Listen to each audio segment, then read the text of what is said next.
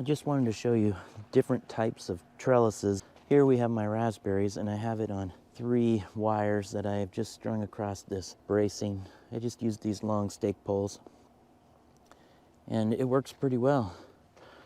Over here, same kind of method, a little bit more sturdy because of the trees and the size of the trees, but this is my apple orchard running on trellises, and I'm trying to horizontally wire these guys in.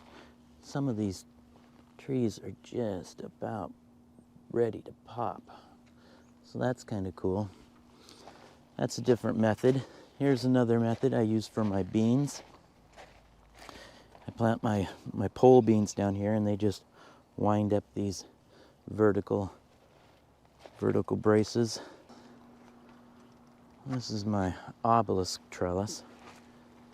I made this out of cedar, and I just had to redo it because it was very, very gray and weathered. So I took it down to the shop and ran it through the planer. You can still see some of the old gray from up top, but I just used 2x2 and a piece of 4x4, 2x2 cedar. Here's another method I use.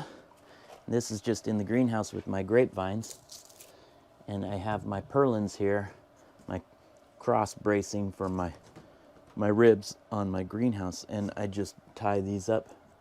They're pretty loose so they don't choke off any of the vines. On both sides, you can see my vine coming up from the ground. I have it coming from underneath the greenhouse wall there into the soil, and then it just runs up, and I have these cut off. But I just keep them loosely tied up so they don't pinch. It's a training method. Different kinds of ways to train your plants, whether it's an apple tree, whether it's raspberries or garden beans or peas, even tomatoes. I like to take my tomatoes and I put a string up. Here's an old string that I have on one of the top purlins, and I will just run my tomatoes up the strings inside of my greenhouse here. You have your tomato cage, and sometimes I'll use them over a rose. Sometimes what I like to do is on the really tall ones, I'll cut them off. And then you get 2 out of them, or maybe even 3, and then you can stick them wherever you need them at whatever height.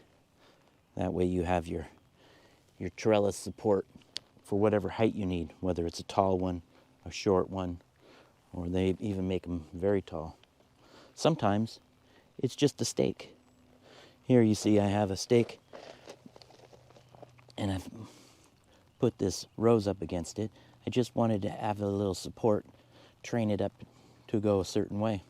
Sometimes I'll take a long wire and I'll just make a circle out of it, make a hoop with one long leg here, and I just stick it in the ground where I need it. Just adds a little bit of support to a tall flowering plant like this rose here. Basically, that's all you're really trying to do, is add a little support to your plants. Give them a little structure, give them a little opportunity to be trained in the way you want it to be trained. Make it go the way you want it, whether it's a clematis or is it clematis. Either way, or apple tree, or just garden peas. All right, you guys have a good day.